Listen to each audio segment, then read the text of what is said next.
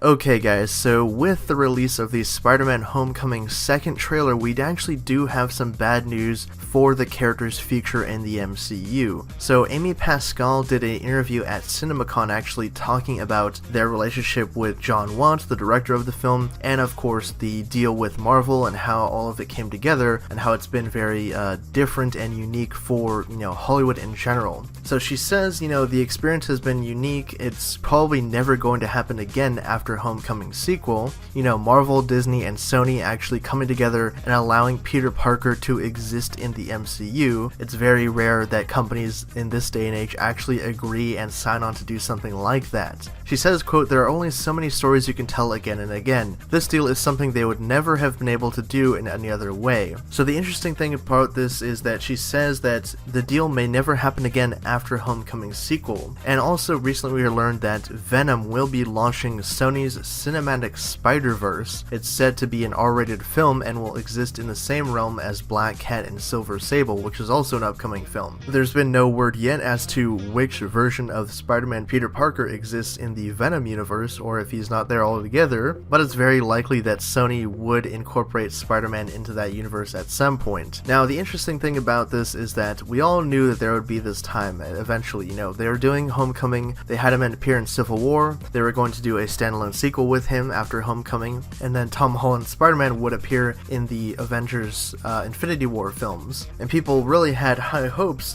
because that was the original deal with Sony, that they would have these certain films, he would have these appearances, and then they would kind of reevaluate and see, okay, do we want to keep this deal going? Do we want to keep working with Marvel and keep having Spider-Man in the MCU? I think that Sony is one of those studios that really just looks at numbers and looks at the money, and money talks in Hollywood, and it's kind of an unfortunate thing that this could be a reality where Spider-Man does leave the MCU after Homecoming 2, because it seems like, when the original deal came to be, it was like all the planets aligned. It was something that we had just never dreamt of, Spider-Man actually joining the Marvel Cinematic Universe and appearing alongside the Avengers. We actually got to see that happen last year in Captain America Civil War, and to actually just kind of undercut that by taking him out just a couple years later, it seems like a very bad move, and I'm not sure if people will really buy into it. I mean, I'm guaranteeing that people won't buy into that at all, that if they take him out and then they reboot it again with a new Spider-Man actor into their new quote-unquote Spider-Verse with Venom and Black Cat and all that, I just don't see how this is going to be profitable and a good thing for them going forward. It seems like a huge mistake to just go back on their deal and say, yep, okay, our contract's up, we want Spider-Man back fully. I mean,